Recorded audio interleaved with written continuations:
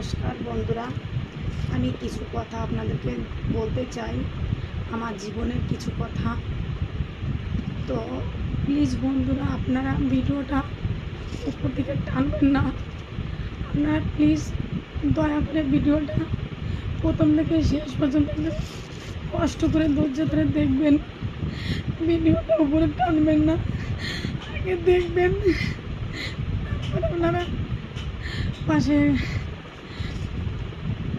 তো বন্ধুরা, আমি ডাক্তারখানায় গেছিলাম, হয়তো এর আগে একটা ভিডিও আপনারা দেখেছেন যে আমার ব্রেন টিউমার হয়েছে। টিউমারটা এই পোর্শনে হয়েছে।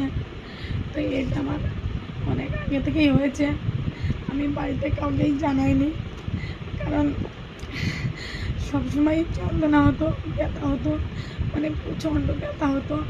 এমনকি ব্যথা যখন শুরু হতো তখন মানে 2 দিন 4 দিন 5 দিন একটানা থেকেই যেত, কখনো ব্যথা কমতো না।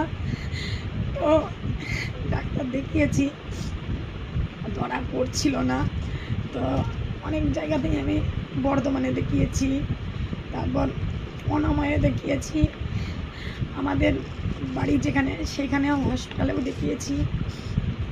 তাই এখন টিউমারটা এখানে পুরো ফুলে উঠেছে।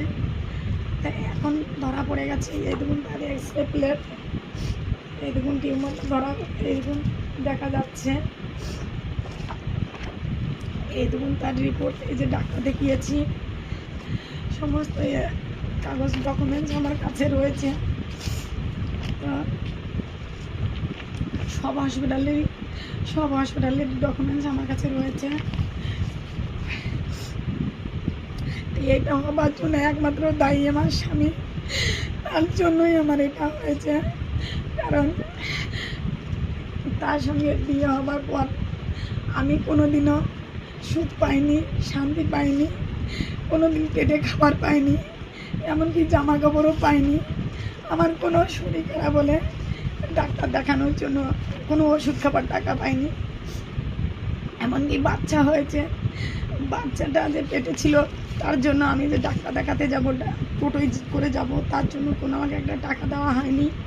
এমনকি আমাকে ওষুধ খাবার জন্য কোনো টাকা দেয়নি। নানান টেনশনের ফলে আজ আমার এই পরিণতি।